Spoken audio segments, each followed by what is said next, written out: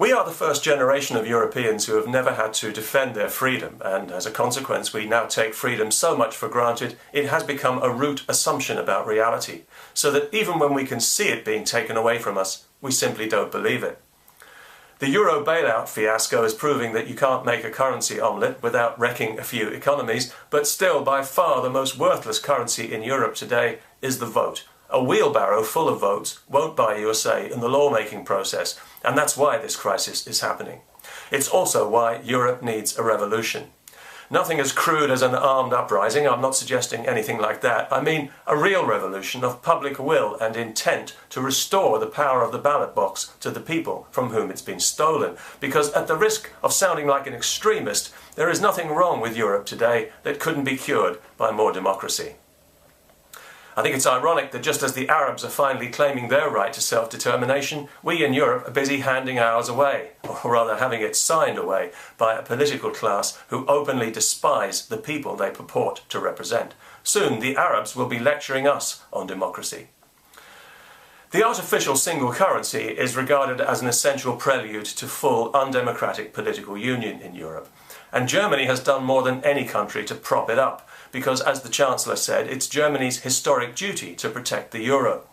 This is Eurospeak for residual war guilt. The Germans don't have a historic duty to do anything except mind their own business and maybe make a point of staying out of Poland. If I was German, I would resent my government's desire to keep making amends for something that had nothing to do with anyone alive today and to pay for it with my money. The best thing Germany could do for other countries is to let them stand on their own feet. As it is, the German government is creating a mini economic empire of vassal states and setting its country up to be hated and resented all over again. Nice work, Mrs. Merkel. The European Union is not in fact a union at all, but a continent-wide political coup. What began as a common market has now metamorphosed by stealth into a supranational political dictatorship. A parasitical organism living on the backs of the European nation-states, sucking their lifeblood and slowly killing them off.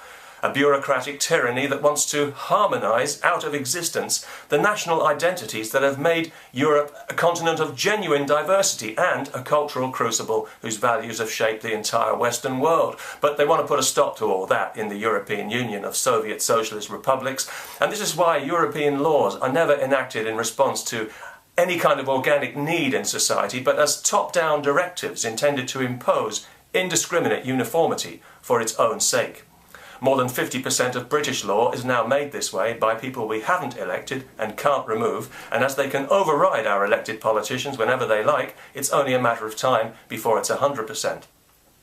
We pay the European Union more than £15 billion a year, and rising. That's more than twice all the public service cuts combined. We squander that every year, and all we get for it is ordered around.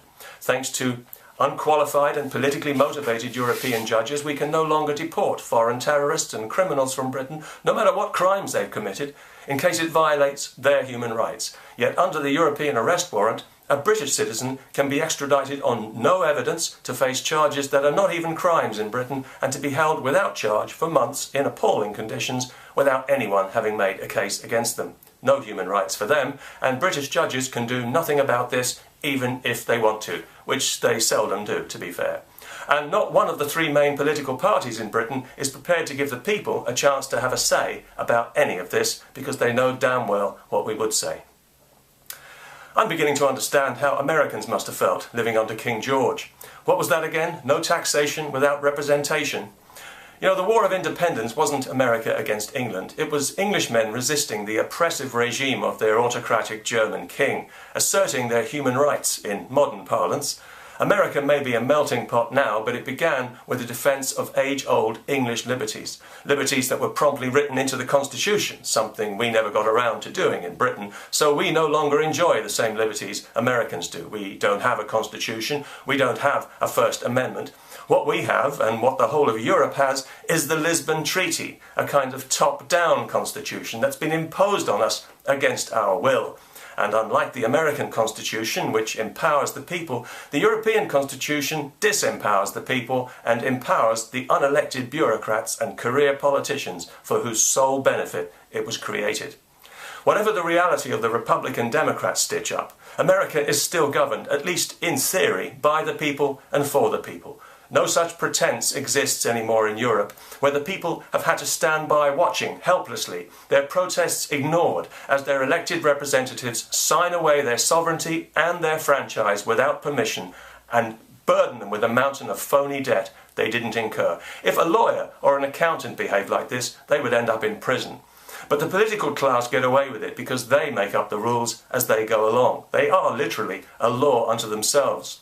The ink was barely dry on the wretched Lisbon Treaty when they were violating its terms to throw even more of other people's money at economies they have destroyed.